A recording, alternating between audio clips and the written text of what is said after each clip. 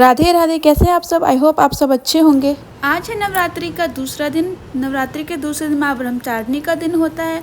तो आज मैंने सुबह सुबह कर ली थी पूजा और पूजा आरती चालीसा सब कर लिया था। उसके बाद मैंने नीचे आके देखा तो मेरी त्रिशा सो रही थी, तो मैंने त्रिशा को छोड़ के चली गई किचन में और चाय बनाने लगी। तब तक त्रिशा की मालिश कर दी उसकी दादी माँ ने और तब त्रिशा खेल रही थी। जब तक त्रिशा खेल रही थी तब तक मैं और कामों में लग गई, क्योंकि आज मम्मी जी का फास्ट था।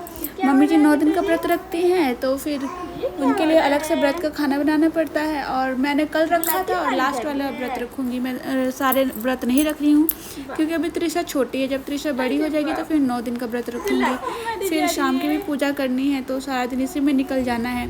तो मिलते आज दूसरा दिन था, तो सोचा सुबह सुबह पूजा कर लूँगी, पर त्रिशा सुबह सुबह मेरे साथ ही उठ गई, तो फिर इसलिए आज मैं लेट हो गई थी पूजा करने में। जैसे जैसे त्रिशा बड़ी होती जा रही है, उसकी बदमाशियाँ भी बढ़ती जा रही हैं। एक तो वो उल्टा हो के सोती है और फिर से जब उठती है तो उसको कोई ना कोई पास में चाहिए होता है, तो इसलिए थोड़ा सा दिक्कत होता है। पर ओके, छोटा बच्चा है तो देखना ही पड़ेगा। फिर हो गई थी शाम, तो हम शाम की पूजा के लिए आ गए थे। त्रिशा रो रही थी। त्रिशा इधर देखो, यहाँ पे त्रिशा है। वाह, त्रिशा ने भी रेड कपड़ा पहना है आज। देखिए तो माता रानी को देख रही है।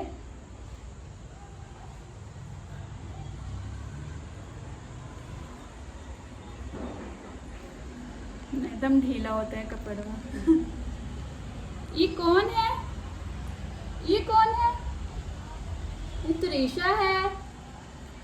जब बच्चा घर में हो तो टाइम का पता ही नहीं लगता। जैसे जैसे त्रिशा मेरी बड़ी होती जा रही है, वैसे वैसे इसकी बदमाशियाँ भी बढ़ती जा रही है। ज़्यादा बदमाशी तो नहीं करती है, पर फिर क्या बोलेंगे, पर घर के काम, पूजा पाठ, फिर त्रिशा, इन सबको मैनेज करना थोड़ा सा मुश्किल हो जाता है। इसी की वजह से कल पूजा में देरी हो गई थी और दुर्गा सप्तशती का पाठ भी नहीं कर पाई थी मैं।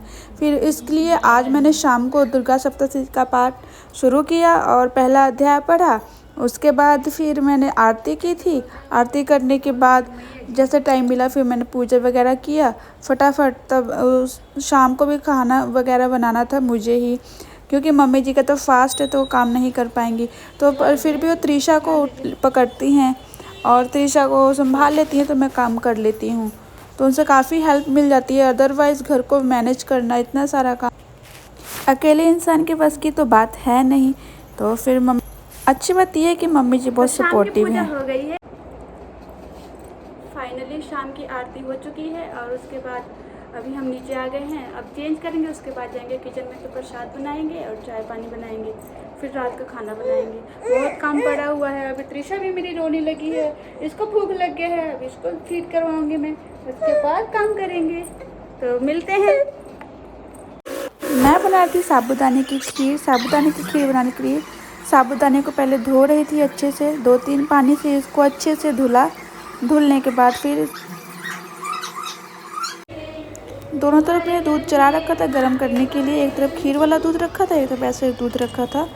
तो फिर गर्म दूध हो चुका था, तो मैंने साथ में गर्म दूध में मैंने डाल दिया था साबूदाना, जो कि मैंने धुल रखा था पहले से ही। धुले हुए साबूदाने को डाला दूध में और उसको फिर बीच बीच में मैं चला रही थी ताकि नीचे चिपक ना जाए। अगर चिपक जाता है तो फिर उसका टेस्ट नहीं आता है। और साबूदाने की खीर को हमेशा जब भी बनाएं तब उसको बीच बीच में चलाते रहना चाहिए। और बनने के बाद कुछ ऐसा आ गया था, त्रिशा बीच में रोने लगी थी तो मैं चली गई थी, तो फिर मम्मी जी ने उसको उतार दिया था। एकदम गाढ़ा हो गया था और काफ़ी अच्छा बना था। टेस्ट इसका बहुत अच्छा लगा मुझे। फिर मैंने कढ़ाई चढ़ा दिया था भुजिया बनाने के लिए। आलू का भुजिया बनाया था मैंने। आलू का भुजिया आपके यहाँ कैसे बनता है आप भी बताइएगा। मैंने सिंपल ही बनाया था, जीरा और मिर्च डाल के, क्योंकि लहसुन प्याज तो पड़ता नहीं है और नवरात्रि में तो ऐसे भी कोई नहीं खाता है। बहुत से लोग खाते हैं पर हमारे यहाँ नहीं खाते हैं। तो फिर मम्मी जी ने आलू की भाजी काट रखी थी, तो मैंने इसको चढ़ा दिया और बना दिया फटाफट। बहुत लेट हो गया था और रात को बहुत दिक्कत होता है कि त्रिशा भी रोने लगती है, इसलिए मैंने फटाफट पहले आटा लगा लिया और एक तरफ भुजिया बना लिया था आलू का। उसके बाद फिर फटाफट लग गई मैं रोटी बनाने के लिए, ताकि त्रिशा जब तक खेल रही थी दादी मामा के साथ अपने, तब तक मैं रोटी बना ली फटाफट और खाना तैयार हो गया। उसके बाद बीच बीच में मम्मी जी आके मेरी हेल्प भी करा रही थी, क्योंकि अकेले का तो ये है नहीं कि हो सकता है, छोटी बच्ची है रोती रहती है। फिर मैंने खाना बना के सब खा चुके थे तो बर्तन साफ़ कर लिए। बर्तन साफ़ करते करते मुझे 11:30 बज गए और खाना खाते खाते 12 बज गए, तो इसलिए बहुत लेट हो चुका था।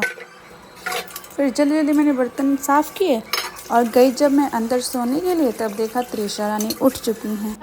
अब निन्नी पूरी होगी बिट्टू की, हो गई निन्नी पूरी। हाँ, भूखी लगा है बिट्टू को, आज तो बिट्टू को भूखी लगा है, तभी अंगूठा पी रही है बिट्टू मेरी। मिलते हैं नेक्स्ट ब्लॉग में, तब तक के लिए bye bye, good night, stay happy.